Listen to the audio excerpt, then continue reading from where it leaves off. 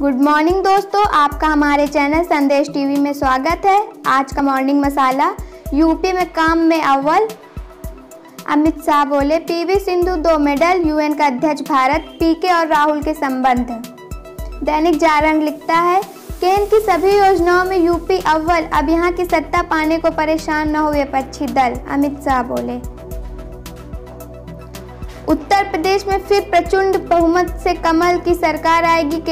केंद्र की नरेंद्र मोदी सरकार में गृह व सहकारिता मंत्री अमित शाह ने इस भरोसे के साथ लखनऊ में रविवार को भाजपा नेताओं व कार्यकर्ताओं में नया जोश भर दिया। विपक्ष पर तगड़ा हमला बोलते हुए विधानसभा चुनाव का बिगुल फूंका। भाजपा सरकार की उपलब्धियों का जिक्र करते हुए विपक्ष को आईना दिखाया। कहा कि चुनाव नजदीक आते ही सक्रिय होने वाले नेता सबसे ज्यादा नेता यूपी में ही नजर आते हैं। सपा व कांग्रेस पर निशाना साधते हुए शाह ने कहा कि भाजपा ने उत्तर प्रदेश में परिवारवाद व जातिवाद की राजनीति को खत्म किया है। जो सरकार बनाने को स्वप्न देख रहे हैं वे आगामी विधानसभा चुनाव में करारी हार का मन बना लें। दैनिक भास्कर लिखता है हॉकी में गोल्ड से 2 कदम दूर टीम इंडिया, सिंधु ने देश को दूसरा ओलंपिक मेडल दिलाया। केरल के बाद महाराष्ट्र में जीका वायरस, पीवी सिंधु ने जीता ओलंपिक में ब्रांज मेडल। भारत की star badminton player PV Sindhu ने इतिहास रच दिया है। वे ओलंपिक में लगातार 2 मेडल जीतने वाली भारत की पहली महिला खिलाड़ी बन गईं। ओवरऑल सुशील कुमार के बाद वे भारत की दूसरी एथलीट हैं। सिंधु ने ब्रांज मेडल मैच में चीन की जियाओ बिंगहेव को केवल 52 मिनट में 21-13, 21-15 से हराया। सिंधु ने इससे पहले 2016 रियो ओलंपिक में सिल्वर मेडल जीता था। ओलंपिक में मीराबाई चानू के बाद सिंधु ने देश को दूसरा मेडल दिलाया है। हॉकी में ब्रिटेन को हराकर भारत सेमीफाइनल में। भारतीय पुरुष हॉकी टीम 49 साल बाद ओलंपिक सेमीफाइनल में पहुंच गई है। क्वार्टर फाइनल में भारत ने ब्रिटेन को 3-1 से हराया है। टीम इंडिया के लिए दिलप्रीत सिंह ने 7वें, गुरजंत सिंह ने 16वें और हार्दिक सिंह ने 97वें मिनट में गोल दागा। सेमीफाइनल में टीम इंडिया का सामना 3 अगस्त को बेल्जियम से होगा। दूसरा सेमीफाइनल इसी दिन ऑस्ट्रेलिया और जर्मनी के बीच खेला जाएगा। टॉप 2 टीमें 5 अगस्त को फाइनल में भिड़ेंगी। केरल के बाद महाराष्ट्र में जीका वायरस की पुष्टि। केरल में तेजी से फैलने के बाद अब महाराष्ट्र में जीका वायरस का पहला केस सामने आया है। पुणे के पुरंदर क्षेत्र की 50 साल की महिला में जीका वायरस मिलने की पुष्टि हुई है। उसका चिकनगुनिया टेस्ट भी पॉजिटिव पाया गया है। वहीं केरल में भी जीका के 2 नए केस सामने आए हैं। इसके बाद अब इस राज्य में संक्रमित मरीजों की कुल तादाद बढ़कर 63 हो गई है। महाराष्ट्र से पहले इस साल सिर्फ केरल में ही जीका के मामले सामने आए हैं। पत्थरबाजों को न पासपोर्ट मिलेगा न सरकारी नौकरी। जम्मू कश्मीर में सेना के जवानों पर पत्थर फेंकने वालों को अब पासपोर्ट नहीं मिलेगा। ऐसे लोग सरकारी नौकरी के लिए भी अप्लाई नहीं कर सकेंगे। प्रशासन ने रविवार को जारी आदेश में कहा है कि जिस व्यक्ति को भी पत्थरबाजी करते पकड़ा जाए उसे पासपोर्ट और नौकरी समेत किसी तरह का सिक्योरिटी क्लियरेंस ना दिया जाए। पत्थरबाजी के मामले में डिजिटल सबूत यानी वीडियो या फोटो को भी मान्य किया जाएगा।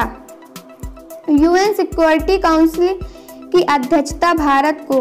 भारत ने रविवार को संयुक्त राष्ट्र सुरक्षा परिषद की अध्यक्षता की जिम्मेदारी संभाल ली।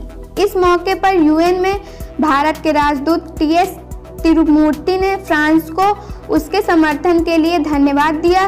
तिरुमूर्ति ने कहा कि भारत अपनी अध्यक्षता के दौरान 3 हाई लेवल मीटिंग करने जा रहा है, जिसमें समुद्री सुरक्षा, शांति स्थापना और आतंकवाद का मुकाबला जैसे अहम मुद्दों पर चर्चा होगी।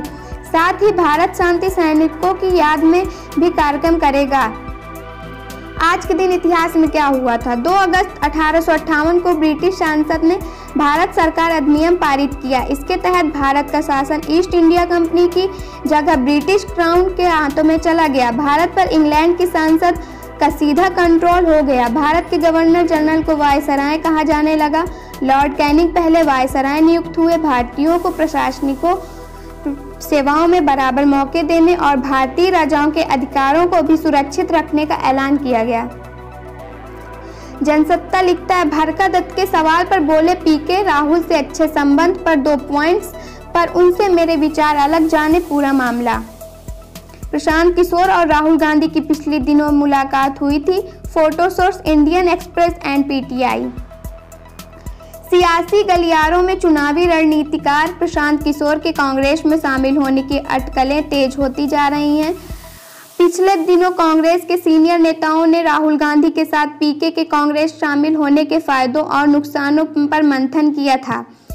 कायसबाजियों के इस दौर में बरखा दत्त द्वारा लिया गया प्रशांत किशोर का इंटरव्यू खूब देखा जा रहा है। इस इंटरव्यू में प्रशांत किशोर ने बताया था कि राहुल गांधी के साथ उनके संबंध अच्छे हैं, लेकिन कुछ बिंदुओं पर उनके विचारों में अंतर है।